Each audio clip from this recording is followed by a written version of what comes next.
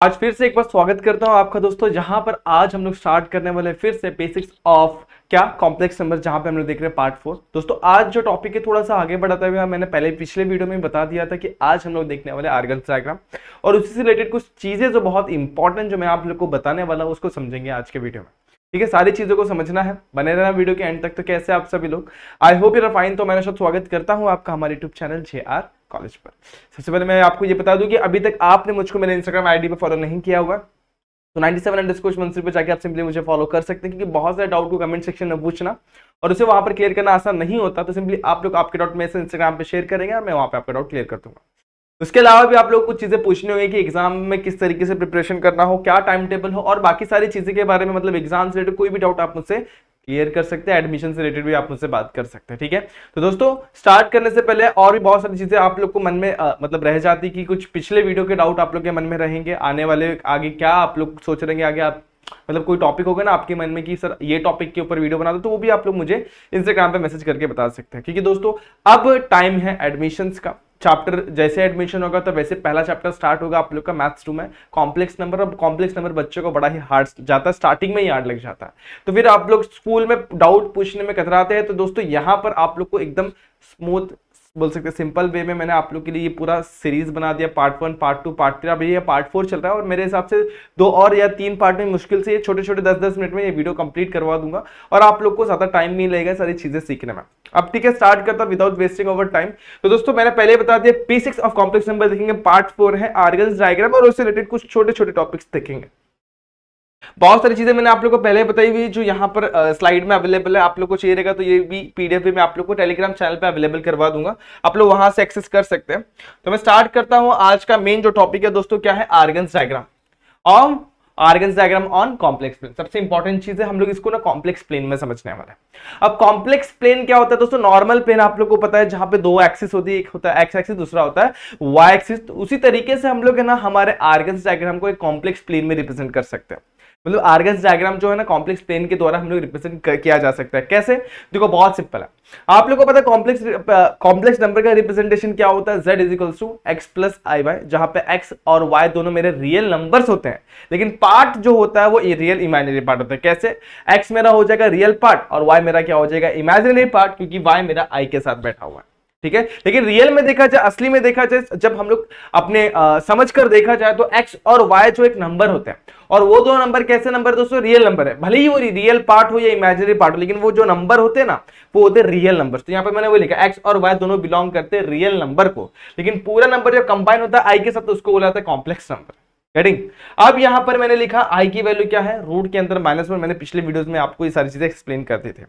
अब स्टार्ट करते हैं। अब ये x और y को हम लोग रिप्रेजेंट कर सकते हैं हमारे प्लेन के ऊपर as a point p x, y। तो यहां पर मैंने वही लिखा हुआ है point x, y represented on a complex plane बोल सकते हैं, और जो कॉम्प्लेक्स नंबर क्या होगा x + i y।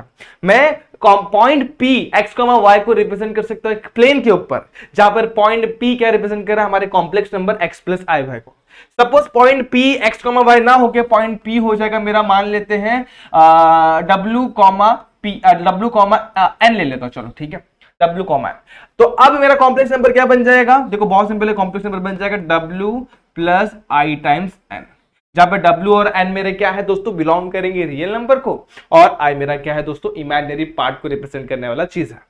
ठीक है, ओके। तो मेरे हिसाब से सारी चीजें क्लियर होगी। अब यहां पर हम लोग को वही सारी चीजों को क्लियर करते हुए आगे बढ़ना है। अब सेम टू सेम, जैसे देखो यहां पर x, अब उस प्लेन के अंदर हमारा x जो रिप्रेजेंट किया जाएगा वो किस पे रिप्रेजेंट किया जाएगा, x एक्सिस के ऊपर, जिसको मैं बोलूंगा रियल ऑफ z। उसी तरीके से y को रिप्रेजेंट किया जाएगा y एक्सिस के ऊपर, जहां पर y को मैं क्या बोलूंगा, इमेजिनरी ऑफ z। देखो यहां पर x मेरा क्या है, रियल पार्ट, y मेरा क्या है, इमेजिनरी पार्ट। तो वही लिखा है x is real part of z and y is imaginary part of z। इसको रिप्रेजेंट करेंगे एक्सिस पे, इसको रिप्रेजेंट करेंगे y एक्सिस पे। अब ये x एक्सिस पे रिप्रेजेंट कर रही है, रियल नंबर है, दैट मींस रियल पार्ट को वाले एक्सिस को क्या बोल देंगे, रियल एक्सिस। उसी तरीके से y को किस पे रिप्रेजेंट कर रहे हैं, y एक्सिस पे, और y मेरा कैसा नंबर है, इमेजिनरी पार्ट है, इसलिए मैं इसको बोलूंगा इमेजिनरी एक्सिस। क्लियर हो गया यहां तक, ओके। तो बस यही सारी चीजें मैंने यहां पर रिप्रेजेंट करी, आप लोग ध्यान देंगे तो सारी चीजें एक डायग्राम में ही क्लियर हो जा रही है। अब इसी चीज को बोलते हैं अपन आर्गन्स डायग्राम। वो क्या करता है, हमारे कॉम्प्लेक्स नंबर को एक प्लेन में रिप्रेजेंट करता है, जहां पर एक होता है रियल एक्सिस, दूसरा होता है इमेजिनरी एक्सिस। पढ़ना क्लियर हो गया, ओके। चलिए आगे बढ़ते हैं। इसमें 2 चीजें हम लोग को सीखनी है। पहला होता है मॉड्यूलस, दूसरा होता है हमारा आर्ग्यूमेंट। मॉडुलस और आर्ग्यूमेंट दो चीजें हम लोग को यहाँ पर समझनी है। मॉडुलस मतलब क्या, हम लोग को उसकी वैल्यू चाहिए। अब देखो आप लोगों ने जब थोड़ा बहुत वेक्टर के बारे में सुना रहेगा तो वेक्टर में दो चीजें होती है, ठीक है, एक होता है मॉडुलस, याद आ रहा है कुछ, और दूसरा होता है हमारा डायरेक्शन, याद आ रहा है कि नहीं, मैग्नीट्यूड एंड डायरेक्शन, वैसे कुछ तो भी फंडा यहाँ पर भी हो रहा है। तो एक होगा यहाँ पर मॉडुलस और दूसरा क्या होगा यहाँ पर आर्ग्यूमेंट। मॉडुलस क्या है, एक वैल्यू देता है, ठीक है, हमारे कॉम्प्लेक्स नंबर की सिंपली जो पूरी कंबाइंड वैल्यू रहेगी वो देगा। और आर्ग्यूमेंट हम लोग क्या देगा, एक तरीके से हम लोग को एंगल देता है। अब वो एंगल क्या मैं आप लोग को अभी एक्सप्लेन करूंगा, पहले मॉडुलस समझ लेता। तो मॉडुलस क्या होगा, मॉडुलस बहुत ही सिंपल है, एक वैल्यू देने वाला है जिसको अपन रिप्रेजेंट कर सकते हैं मॉड के अंदर z से, इसको बोलते हैं मॉड। मॉड के अंदर अगर हमने z लिख दिया तो मेरा हो जाएगा मॉडुलस ऑफ z। अब यहाँ पर r जो है ये दोनों एक दूसरे को करस्पॉन्ड करते हैं, मतलब मॉडुलस ऑफ z की जगह पे अपन r भी लिख सकते हैं। इतना क्लियर हो गया।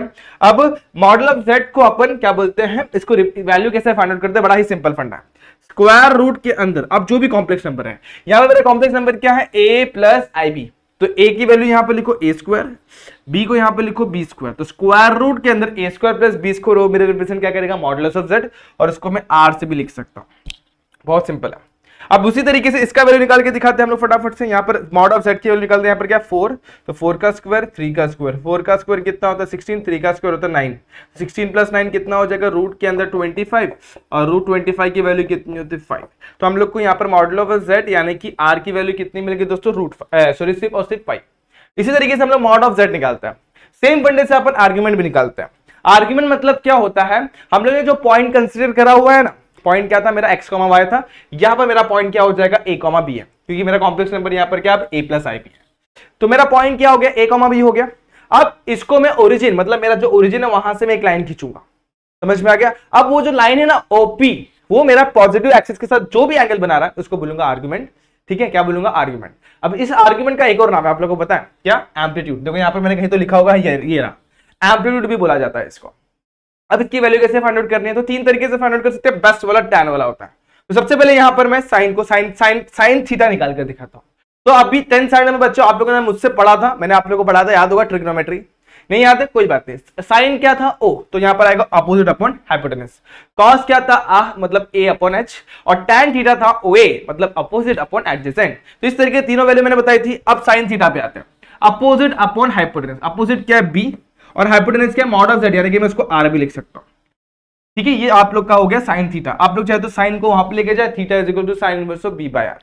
अब इसको आप लोग ऐसे भी लिख सकते हैं, देखो r यहां पे जाएगा, वहां पर b अकेला बच गया, b is equal to r sine theta हो जाएगा। जैसे ये निकला वैसे यहां पर आ जाओ, cos थीटा पर निकालते हैं। cos थीटा क्या होता है, एडजेसेंट अपॉन हाइपोटेनस। एडजेसेंट क्या है मेरा a है, हाइपोटेनस क्या है मेरा r है, r को यहां पे लेके जाएंगे तो a की वैल्यू क्या आ जाएगी, r cos थीटा। चलो ठीक है, ये भी समझ में आ गया आप लोगों को। अब सेम वे में आप लोगों को tan थीटा को देखना है।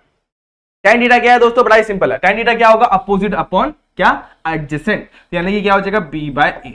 अब इसको आप लोग वैसे मत लिखो, इसको वैसे लिखो। अब यहाँ पर ये दोनों कंडीशन में दोस्तों एक चीज आप लोगों को लिखनी पड़ेगी, यहाँ पर r should not be equal to 0, और यहाँ पर भी r should not be equal to 0, और यहाँ पर a should not be equal to 0। और सबसे इंपॉर्टेंट चीज ये होती है, तो थीटा क्या हो जाएगा, tan inverse of b by a।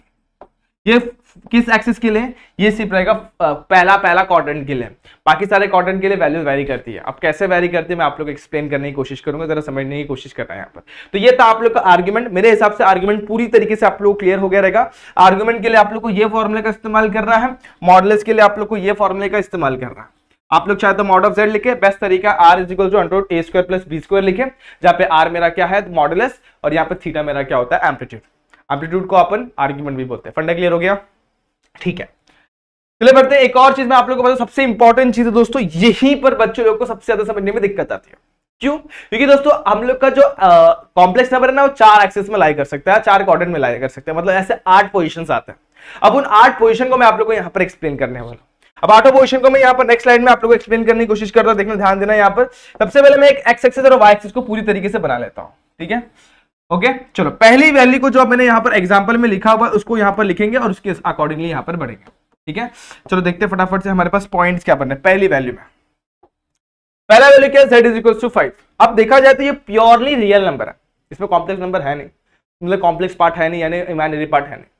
तो उस केस में हम लोग क्या करेंगे, यहाँ पर 0 कंसिडर करेंगे हम लोग इमेजिनरी पार्ट को। तो यहाँ पर वही बोला हुआ है, देखो अगर मेरा complex number z is equal to a plus IB, जहां पर मुझे z इज इक्वल टू 5 दिया हुआ है, इसका मतलब क्या z is equal to 5 plus 0i दिया हुआ है। ए की वैल्यू कितनी होगी 5, बी की वैल्यू कितनी होगी 0। अब कंडीशन देखो, ए इज ग्रेटर देन 0 मतलब ए मेरा क्या होने वाला है, पॉजिटिव होने वाला है, और b इक्वल टू 0, फंडा क्लियर हो गया। अब a ग्रेटर देन 0 और b, a is greater than 0 मतलब a पॉजिटिव और b की वैल्यू 0 कौन से क्वाड्रेंट में होती है, चलो चेक करते हैं। ये मेरा x एक्सिस है, ये मेरा y एक्सिस है, a की वैल्यू क्या होनी चाहिए, पॉजिटिव, तो a मेरा पॉजिटिव x एक्सिस के ऊपर होने वाला है, ये पॉजिटिव वाला है, तो x एक्सिस पे इस साइड में पॉजिटिव होगा, इस साइड में नेगेटिव होगा, इस साइड में पॉजिटिव होगा। चलो आगे बढ़ते हैं। b की वैल्यू 0, तो इस एक्सिस पर हमारा b का वैल्यू 0, तो अज्यूम करते हैं मेरा वैल्यू यहां पर कहीं पर आ रहा है, ठीक है। अब आप लोग बताओ कि मेरी वैल्यू कौन से एक्सिस पर लाई करी, x axis, positive x axis, फंडा क्लियर हो गया। अब सेकंड कंडीशन देखते हैं, यहां पर सेकंड कंडीशन क्या दिया हुआ है हम लोगों को। सेकंड कंडीशन बोला a is greater than 0, b is greater than 0, a भी 0 से बड़ा है, b भी 0 से बड़ा है। इसका मतलब क्या हुआ, इसका मतलब ये हुआ कि दोनों भी वैल्यू क्या है, पॉजिटिव है। अब a भी पॉजिटिव, b भी पॉजिटिव, मतलब दोनों x और y की वैल्यू पॉजिटिव, कौन से क्वाड्रेंट में आएगी, फर्स्ट क्वाड्रेंट पे, यहां पर हो गया फर्स्ट क्वाड्रेंट, ठीक है। फंडा क्लियर हो रहा है कि नहीं हो रहा है। यहां पर पॉइंट नंबर 1, पॉइंट नंबर 2 डाल देता हूं, चलो पॉइंट को एक्सप्लेन कर दिया उसने। अब आगे बढ़ते तीसरे वाले पॉइंट पर, तीसरे को समझते हैं, उसको समझने की कोशिश करते हैं क्या दिया हुआ। तीसरा देखो, यहां पर a की वैल्यू 0 मतलब अब x की वैल्यू 0 हो गई। अब x की वैल्यू 0 y एक्सिस पर होती है, सबको पता है। दूसरा b की वैल्यू क्या, ग्रेटर देन 0 यानी कि क्या है, पॉजिटिव, तो b पॉजिटिव यानी y की वैल्यू पॉजिटिव होगी ऊपर की तरफ, तो यहां पर y पॉजिटिव होगा, और x की a की वैल्यू 0 यहां पर कहीं पर आएगी, तो मतलब यहां पर इस तरीके से है, ये थर्ड पॉइंट हो गया। उसी तरीके से यहां पर क्या आएगा, a नेगेटिव b पॉजिटिव, तो यहां पर कहीं पर आएगा, अज्यूम करते हैं, ये चौथा पॉइंट हो गया। उसके बाद क्या हो जाएगा, b की वैल्यू क्या हो जाएगी 0, a की वैल्यू क्या हो जाएगी नेगेटिव, तो यहां पर कहीं पर आएगा। और उसी के अकॉर्डिंग हमारे 8 पॉइंट्स हम लोग यहां पर और ये तो 8वां पॉइंट है यहां पर। इस तरीके से हम लोग क्या कर सकते हैं, 1 2 3 4 5 6 7 पॉइंट को हम लोग ने यहां पर एक्सप्लेन करा हुआ, 8वां यही है एक्चुअली देखा जाए तो। इस तरीके से हम लोग ने 8वां पॉइंट को एक्सप्लेन करा हुआ। अब क्या, 1 2 3 4 5 6 7 8 पॉइंट्स है हमारे पास, 5 6 7 और यहां पर 8 पॉइंट्स का हम लोग ने यहां पर एक्सप्लेन करा हुआ। मतलब अब कोऑर्डिनेट समझ में आ गया। तो पहले पॉइंट का कोऑर्डिनेट एक्सिस कौन सा आएगा दोस्तों, बहुत सिंपल है, positive x axis, positive x axis. इसके लिए क्या आएगा, फर्स्ट क्वाड्रेंट, ठीक है। आप लोग चाहे तो ऐसे रोमन में लिखेंगे तो फर्स्ट लिखने की जरूरत नहीं, फर्स्ट क्वाड्रेंट, ठीक है। अब ये आएगा पॉजिटिव y एक्सिस, क्योंकि देखो ये प्योरली इमेजिनरी है, y एक्सिस, और ये क्या हो जाएगा, सेकंड क्वाड्रेंट, ठीक है। ये क्या हो जाएगा, नेगेटिव x एक्सिस, ये क्या आ जाएगा, थर्ड क्वाड्रेंट।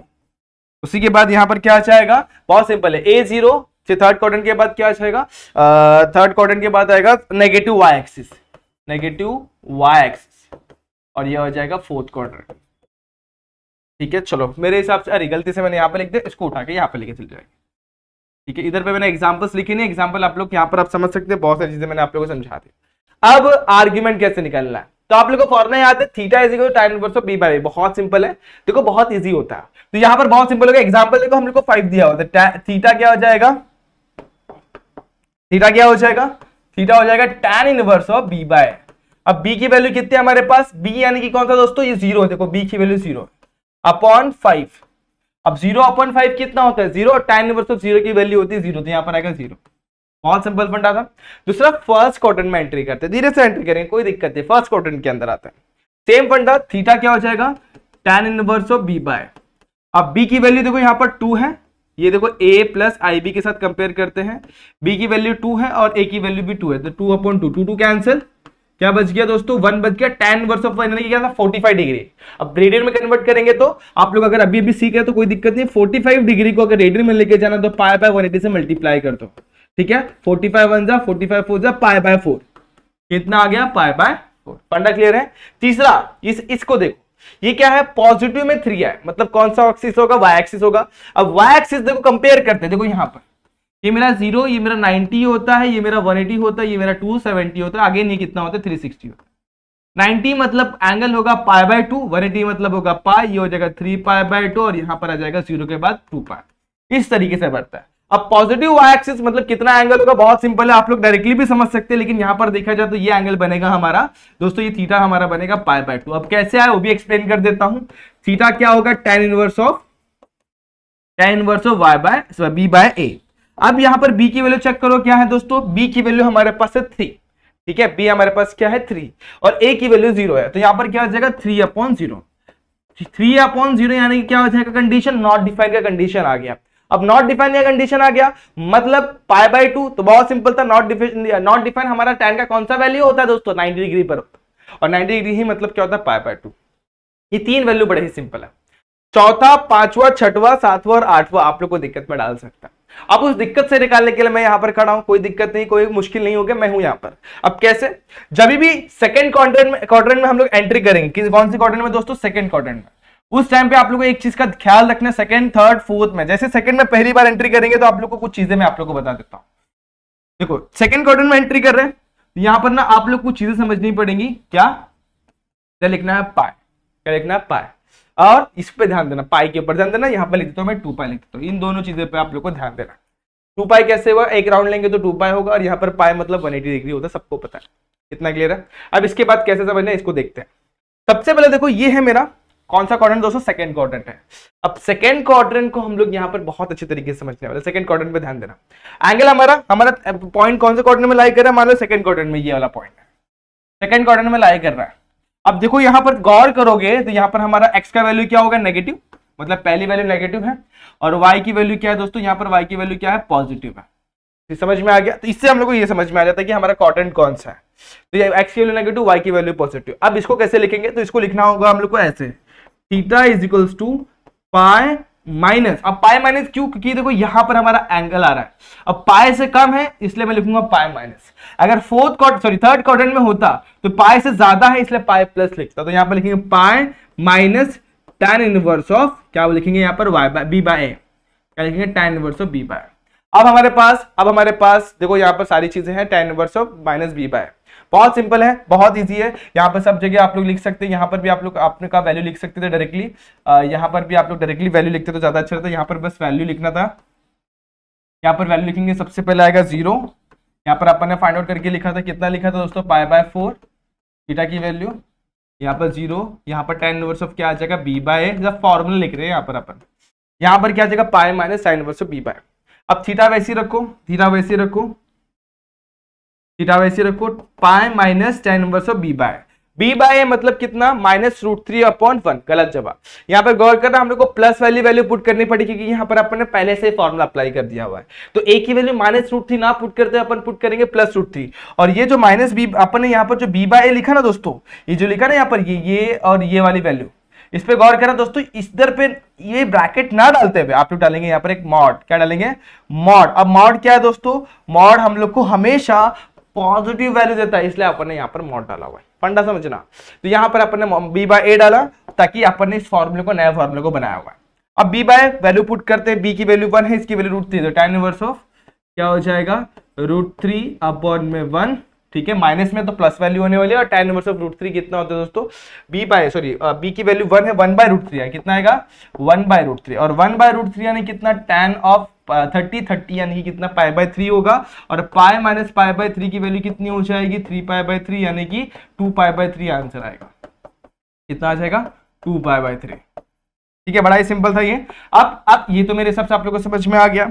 अब कोई भी वैल्यू कौन से एक्सिस पे लाई करेगी, एक्स एक्सिस पर, तो आप लोगों को पता होना चाहिए कितना, नेगेटिव एक्सिस पर तो वैल्यू कितनी होनी चाहिए, पाई, ये भी आप लोग को याद हो जाएगा, अभी इसके लिए पाई आएगा। अब यहाँ पर जाएंगे थर्ड क्वाड्रेंट में उसी के अकॉर्डिंगली आप लोग फाइंड आउट करो। अब थर्ड क्वाड्रेंट में क्या होगा, यहाँ पर पॉइंट आ रहा है, पाई से बड़ा है कि छोटा है, पाई से बड़ा है, दैट मींस हम लोग पाई प्लस क्या लिखेंगे, ये एंगल लिखेंगे, तो pi theta is equals to what, theta is equals to pi plus tan inverse of B, tan inverse of mod में के अंदर बी बाय, और मॉड हमेशा हम लोग को पॉजिटिव वैल्यू देता है। अब इसी के अकॉर्डिंगली आप सारे वैल्यूज देख सकते हैं। अब यहाँ पर जाएंगे, यहाँ पर भी आप लोग समझ सकते हैं, यहाँ पर क्या होगा, ये बड़ा ही सिंपल सा है। देखो a की वैल्यू 0 मतलब कितना, थीटा की वैल्यू 2π/3 हो जाएगी, 3π/4 हो जाएगी, कितना हो जाएगा, 3π/4 यानी कितना, 270 हो जाएगा, 3π/4 यानी कितना हो जाएगा, 270। सिंपल से याद रखना आप लोग को। लास्ट वाला वैल्यू मतलब कौन सा क्वाड्रेंट दोस्तों, फोर्थ क्वाड्रेंट मतलब क्या हो जाएगा दोस्तों, 2π से छोटा है। अब 2π से छोटा है मतलब कितना आ जाएगा, देखो सिंपल है, theta is equals to 2π minus, देखो 2π से छोटा है मतलब माइनस, और यहाँ पर क्या आ जाएगा, tan इनवर्स ऑफ मॉड के अंदर b/a। अब इसी के अकॉर्डिंगली आप लोग को कोई भी एग्जांपल दे रहेगा, आप लोग सॉल्व कर सकते हैं। तो मेरे हिसाब से आप लोग को आर्ग्यूमेंट समझ में आ गया। और क्या समझ में आ गया, एम्पलीट्यूड समझ में आ गया, डिफरेंट क्वाड्रेंट में भी आप लोगों को चीजें समझ में आ गई। एक छोटी चीज मैं आप लोग को यहाँ पर अभी एक्सप्लेन कर दूं जिससे आप लोग का ये फंडा ही क्लियर हो जाएगा, कॉम्प्लेक्स नंबर का बेसिक सा फंडा क्लियर हो जाएगा, बस एक चीज बच जाएगी। तो मैं आप लोग एक्सप्लेन कर दूं, कॉम्प्लेक्स नंबर को अपन दो अलग अलग फॉर्म में भी लिख सकते हैं। पहला होता है पोलार फॉर्म, ठीक है, और दूसरा होता है दोस्तों एक्सपोनेंशियल फॉर्म, ठीक है, एक्सपोनेंशियल फॉर्म। पहले पोलार फॉर्म को समझा देता हूं मैं आप लोग को। अब देखो सबसे पहले आप लोगों ने z इज इक्वल टू क्या लिखा था, a प्लस आई बी। अब इसको अपन आर्गन डायग्राम के हिसाब से हम लोग ने a की वैल्यू फाइंड आउट करी थी और b की वैल्यू फाइंड आउट करी थी। a is equal to what, r cos theta, अगर आप लोग को याद होगा, अगर नहीं याद हो तो मैं दिखा दूंगा। b is equal to what, r sin theta. याद है आप लोग को? बिल्कुल भी नहीं याद होगा तो कोई बात नहीं, मैं यहाँ पर लिखा देखो मैंने, a is equal to r cos theta and b is equal to r sin theta. बस इसको यहाँ पे उठा के पुट कर दो a और b की जगह पे। तो a की जगह क्या आ जाएगा, r cos थीटा, i वैसी, b की जगह क्या आ जाएगा, r sin थीटा। आप लोग चाहे तो r को कॉमन निकाल सकते हैं, ठीक है, और यही हमारा क्या होता है, r को मैं कॉमन निकाल लूंगा तो cos theta plus i sin theta, ये मेरा क्या हो जाता है दोस्तों, ये मेरा हो जाता है पोलार फॉर्म। कौन सा फॉर्म दोस्तों, पोलार फॉर्म हो जाता है। अब इसी पोलर फॉर्म को मैं एक्सपोनेंशियल फॉर्म में लिख सकता हूँ, लेकिन एक्सपोनेंशियल फॉर्म को लिखने के पहले आप लोग को एक चीज याद होनी चाहिए, विदाउट प्रूफ, इसका प्रूफ आप लोग एग्जाम में फिलहाल के लिए है नहीं, लेकिन फिर भी आप लोग को पता होना चाहिए। तो ई रेस टू आई थीटा को अपन ऐसे लिख सकते हैं, कैसे, simple, cos theta plus i sine theta, ये लिख सकते हैं। अब ये कैसे आया है आप लोग को फर्स्ट ईयर ऑफ इंजीनियरिंग में सिखाया जाएगा, लेकिन फिलहाल के लिए आप लोग को ये याद रखने की जरूरत है। बस यहां पर आप लोग cos theta plus i sine theta की जगह पे e raise to I theta directly put कर सकते हैं। तो मैं पुट करूंगा, यहाँ पर z क्या हो जाएगा, z is equals to simple r e raise to I theta, इसको बोलते हैं हम लोग एक्सपोनेंशियल फॉर्म। तो मेरे हिसाब से आप लोग को पोलर फॉर्म क्लियर हो गया, एक्सपोनेंशियल फॉर्म क्लियर हो गया, आर्गुमेंट क्लियर हो गया, मॉडुलस क्लियर हो गया, और डिफरेंट मतलब डिफरेंट एग्जांपल्स का आर्गुमेंट कौन से क्वाड्रेंट में और उसकी वैल्यू कैसे फाइंड आउट करनी है वो समझ में आ गया। फर्स्ट क्वाड्रेंट में तो डायरेक्टली फॉर्मूला, सेकंड क्वाड्रेंट में आया तो pi minus tan inverse of b by, third quadrant pi plus tan inverse of b by, third के बाद fourth quadrant 2 pi minus tan inverse of b by. इस तरीके से चार वैल्यूज, और एक्सिस का तो आप लोग को पता चल ही गया होगा, और मेरे हिसाब से सारे फंडे आप लोग क्लियर हो गए। फिर भी आप लोग कोई डाउट, कोई दिक्कत होगा कमेंट सेक्शन में आप लोग आराम से पूछ सकते हो, ताकि मैं आपको डाउट वहां पर क्लियर कर दूं। अगर नहीं हो पाए तो आप लोग मुझे इंस्टाग्राम पे मैसेज कर देना, तो आप लोग को वहां पर भी मैं आपकी डाउट क्लियर कर दूंगा। दोस्तों इस तरीके से मैंने आप लोग के लिए आज चौथा वीडियो बनाया, इसको भी आप लोग समझना, और कुछ भी डाउट, कोई भी दिक्कत तो आप लोग आसानी से क्लियर कर लेना, ठीक है। चलो मिलेंगे ऐसे किसी वीडियो में, तब तक के लिए वीडियो को लाइक करें, शेयर करें, सब्सक्राइब करें हमारे चैनल को। चलो तब तक के लिए stay tuned and good bye.